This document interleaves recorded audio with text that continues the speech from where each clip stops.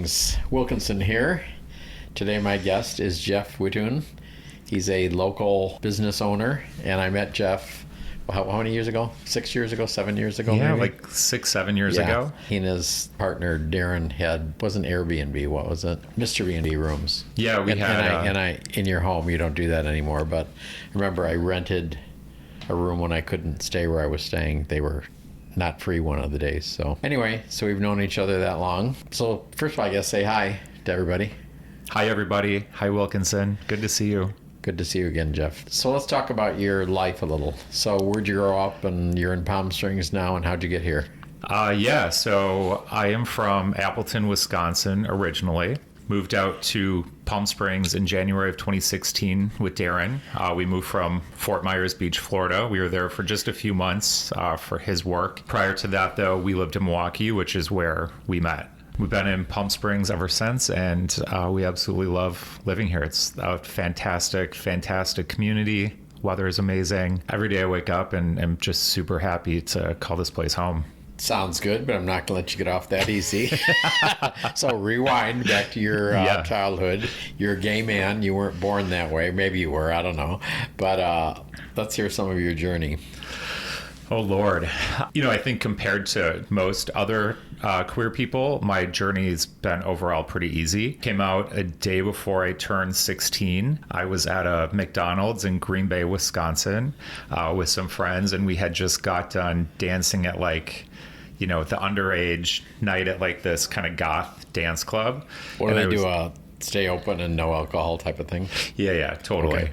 And I was not goth at all. I was super preppy. So I was a fish out of water, but it was where gay people went. And we went to... Oh, wait a minute. Did you wear black clothes at least or not? No. Oh, brother. No. I remember I had this really cool Tommy Hilfiger shirt. I'm sure the goth people love that. Yeah, I was not super popular at that place, but it was still fun. We were at this McDonald's just outside this little goth club, and we were sitting at a booth, and I came out to my friends, and they were already all either bi or gay. So it was just oh, we already knew that, Jeff. Oh, and they knew it before you did? Yeah, totally. Yeah, but you said you were bi, though, not gay, right? First came out as bi, and then probably by the time I was 18 maybe, I was oh yeah, I'm gay. So see, most gay men think that's the normal journey anyway. Seriously, most gay men, if you say you're bi, they'll go, you're just on your way to gay. So, totally. And yeah, literally, and that's what everybody said. So we're right. Yeah. Bi now, gay later. I'm not, to those bi listeners, I'm not putting you down. Maybe you're not gay, but many bi guys become gay. Yeah. Or realize that they're gay. Okay. Yeah.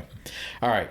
So then what about family? And so that was your friends that were a safe place. What else? Yeah. So my family was overall pretty cool. I definitely kind of told my family in stages. I lived with my grandparents growing up, which were my mom's parents. So they were the first to know. And that went pretty well for the most part. I grew up in a, kind of conservative Catholic family. So considering those circumstances, everything was pretty smooth. My grandparents were always supportive and never made an issue out of it and never made me feel out of place about it. There's definitely been coaching moments and conversations and how we talk about, when I was dating and I would bring those guys around, how we verbalize that. So other than that, though, it's been pretty good. How did you verbalize it? I'm curious. Well, my grandma used to... How did you have to coach them? What they say and what'd you say? Don't say that.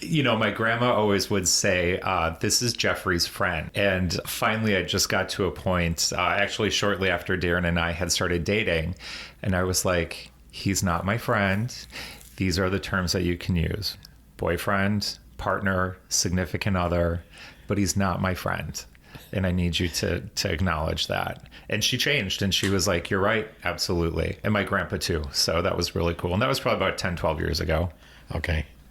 So, yeah, I told my dad. I think he was probably the last to know. And again, super smooth and easy. It wasn't anything weird. In high school, I came out at school. I went to private Catholic school. And, you know, most gay guys or, you know, queer people that go to Catholic or private school have nightmare stories. And I didn't. I came out and I didn't make a big deal of it. And I was really involved in school. You know, I was in the pep band. I managed our girls' basketball team. I was like a peer helper and just was really into the high school experience. And I think because I was kind of higher up in that social hierarchy at school, it was never an issue. So would they allow openly gay kids there or what in the Catholic school? Yeah, when I was there, you know, it was the mid and late 90s. And I feel like I was at that school in kind of a very interesting sliver of time because I was out. There was a couple other people, you know, within the 4 grades that were high school that were out, and there was never really any issues. Now, I know people that were there before I went to high school and people that went to high school there after me that had really different experiences. So how so? Were they cracking down or what? More negative. You know, I knew a couple guys, like one of them was a cheerleader when we had male cheerleaders at my high school, and he just hated school and hated, you know, the people he went to school with, didn't like the community.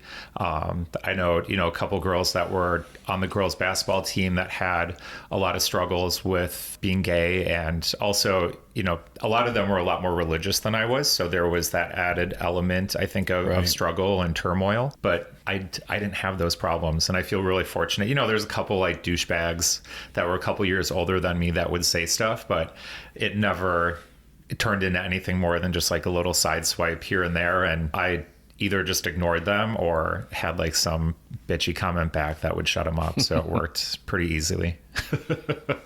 So what was life like in Wisconsin growing up? I'm glad to be in California. You know, it's a good place to grow up. I enjoyed, you know, reflecting on my childhood and reflecting on a lot of things. It's generally overall positive, but definitely glad I don't live there anymore. My friends and I in my 20s, we, you know, all kind of went to college, and then we all dropped out and we all met through working at the mall, and we're kind of all getting our lives together right in our early 20s, and we all met. So we formed a really close knit group of friends throughout our, you know, 20s and early 30s. So that was a really fun time in my life. We were really out of control and kind of wild, while we were also, you know, the total mall rats and going to college and just trying to get our lives on track. And it was just a really fun, like 6-7 year period. And we did a lot of crazy, stupid stuff. Such as? Yeah, I mean, how we're even alive is kind of impressive, quite frankly. Right. The amount of times that we would drive to Green Bay after having a few cocktails or, you know, smoking pot is just astonishing to me that we did not get in trouble. The litmus test at the end of the night was who's the least drunk out of all of us to like drive back. And that was normal. Like that's the culture in Wisconsin, which is just crazy. But yeah, it was always really fun. We'd go out dancing in Green Bay, and my friends and I were called the A-list because we were from Appleton, and the Green Bay gays were called the Bay Boys because they were from Green Bay. So it was always kind of this like weird rivalry between like our two kind of social groups. But yeah, it was pretty fun. Well, let's be a little more specific. So what are some of the crazy things? Well, stories that my friends like to tell are when I was in my 20s, I used to have this thing that I did for several years where after I'd have a few Captain and Cokes, I would decide that it would be fun to throw ice at my friends or people that I didn't particularly care for. And on great occasions, I would also kind of turn that up to the next level and just like throw my drink at them because I thought it was funny. And how did they feel about that? Well, I mean, I was definitely encouraged by my friends when I would participate in that behavior because they all were like, Jeff, you can't do that. Also, good job. That's if you threw it at somebody that they didn't like as well. Correct. Right? Yes. And now that I'm thinking of this, Wilkinson, yeah. I do remember there's an extra layer, and I would also spit at people. So. What? It was like totally ridiculous. And those are definitely the things that my friends still talk about with behaviors that I did when we were all very out of control. So I'm sure that you never have a bad review of your store, but would you spit at those people if you did? That Jeff from then and this Jeff today are two wildly different people, but they could not exist without the other. So there's that. What else did you get in trouble with? Yeah, I mean, that was probably my most ridiculous moments that happened. So you were quite basically frequently. a gay bitch, really. I definitely throwing had a drink at somebody. Come on. Yeah, totally. And just because I could. I do remember my girlfriend Katie one night, I was bartending at like the one gay bar in our town. And, you know, she would just come in and get absolutely shit-faced, like all my friends would, right? And she was going through this like bi phase at the time. And we had this like long, skinny, like picture in the bathroom of like two women kissing or something, right? And she decided she wanted to steal this framed photograph that's in the women's bathroom at the bar. Keep in mind, it's like a Tuesday in Wisconsin in like February, right? Northern Wisconsin. There's like 3 people in the bar. It's snowing out. So she comes out of the bathroom and has this picture that's almost as tall as her on the side of her body. And she's like gimping towards the front door. And I look at one of the other bartenders who was just there drinking, you know, about 20 years older than me.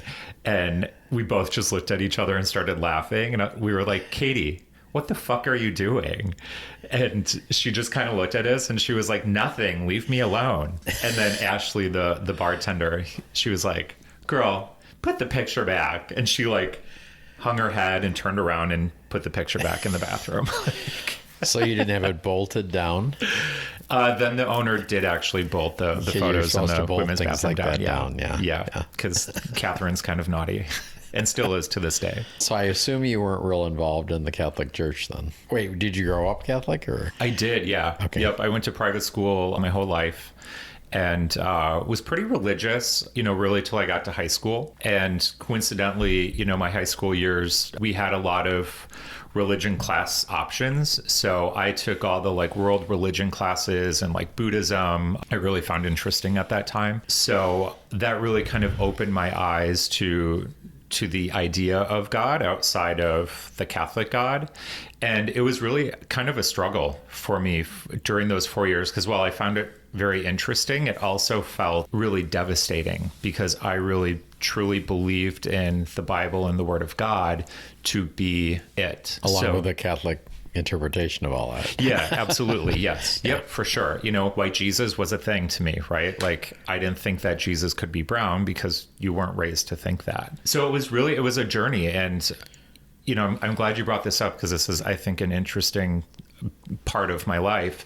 When I went to college, I ended up taking a lot of religion classes because I wanted to understand Catholicism more, but I also wanted to understand other religions. And kind of my takeaway from all of that, you know, and there's a lot of struggle in there of trying to figure out where God and religion fit into my life, was that it's not about God. It's about how I behave as a person. And it's about my moral code. And it's about how I make the world that I live in a better place through being unselfish, through being kind. And, you know, like my grandparents instilled in me from a very young age, treat others how you want to be treated. And I live by that motto every single day. And I try to be kind to every living thing out there. I wish I had that mindset when I was spitting drinks at people, but you know, everybody evolves. Right. So that's where you are today with all that. Yeah. I mean, I'm not a practicing Catholic. I just believe in being a good person. I believe in the energy that we put out there is kind of what we get back. And I think the more selflessly you can behave, the better off you are spiritually and how you feel about yourself too. So that's really kind of the code that I try to abide by. Are your grandparents still going to church or what? They go, not as much, but, you know, they were always pretty religious and very, very staunch about going to church every Sunday. And that was a thing. And they bribed me if I would go to church that we'd get to go, you know, to the donut and like orange juice thing after. So that was the motivator through most of my childhood to go to church on Sundays. But yeah, they still go. Well, that was very spiritual of you. It was. So you went to Florida briefly and then you moved here. Yes. So what are you doing here? Now we can talk about some of that. Yeah. So I opened Peepa's 4 years ago. What is Peepa's? Yeah, it's a retail shop downtown across the street from H&M and Starbucks Reserve. And we carry men's and women's apparel, artwork, seasonal gift items, greeting cards, home decor, and coffee table books. And what made you do that? I was in retail since I was 16.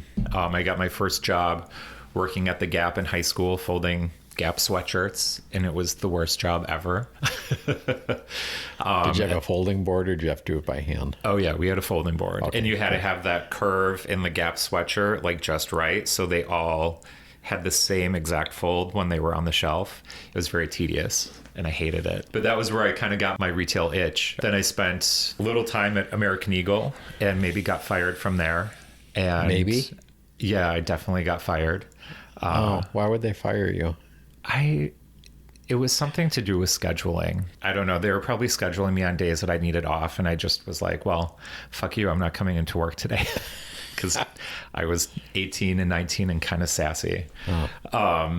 But then I ended up spending 12 years at Express and was there till 2012. And that was a great run with that company. We went through a lot of growing pains with the brand, which was a lot of fun. Then I was a buyer for a department store chain. Then started training in their visual department to be in visual corporate. And then we picked our lives up and moved out here and was like, this is where I'm going to do my own retail thing. Yeah, it's been amazing. Absolutely love it. Love my store. Love everything that it kind of has turned into. And yeah, you should come shop. I should? You should. Everybody I've listening. Been there. Come on. You have, and I've carried your books. Yep. Yes. So most of the places you worked, they're kind of mall type stores, right?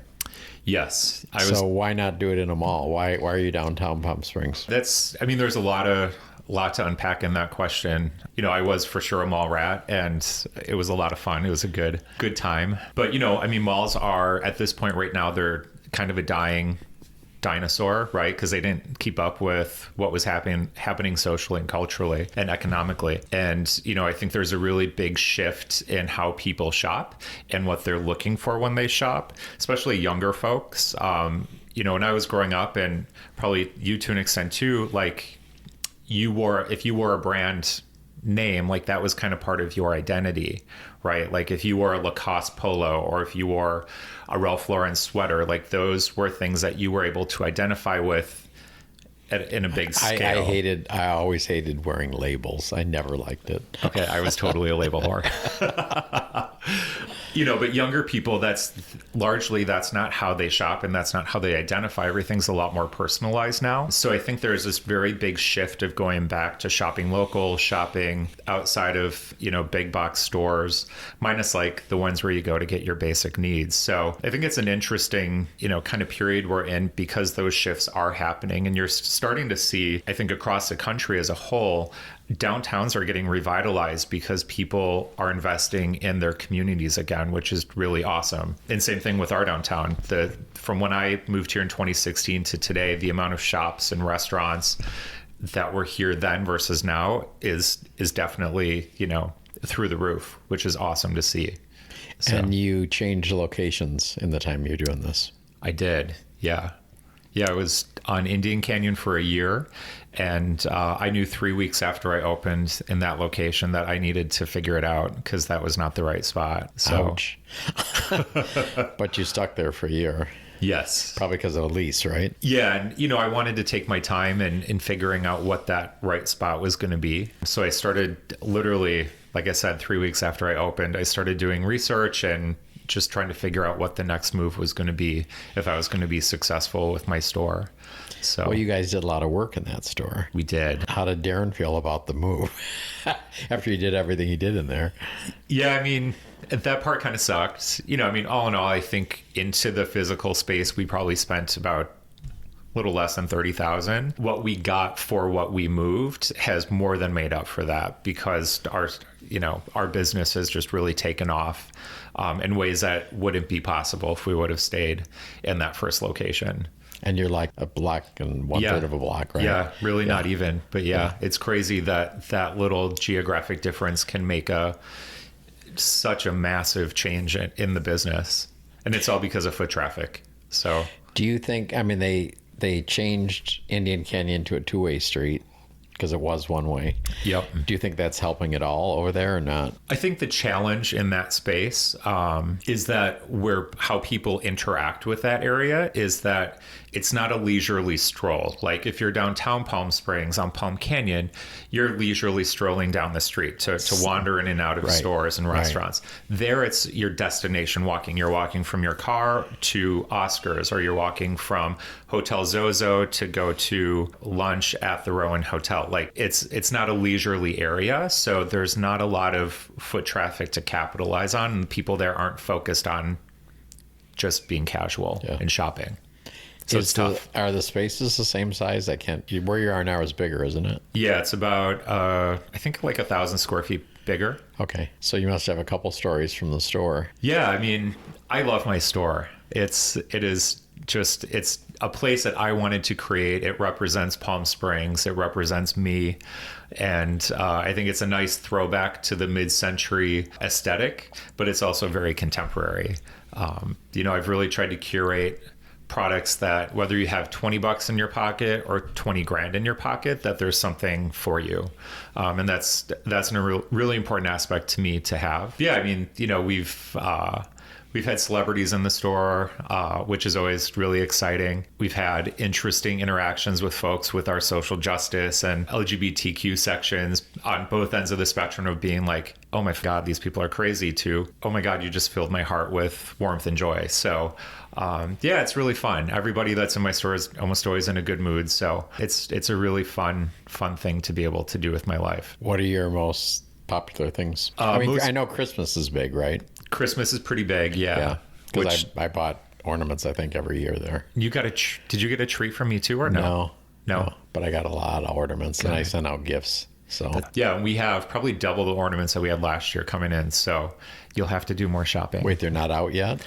In process. It's almost Halloween. They should be out. I know. I'm about 10 days behind where I should be.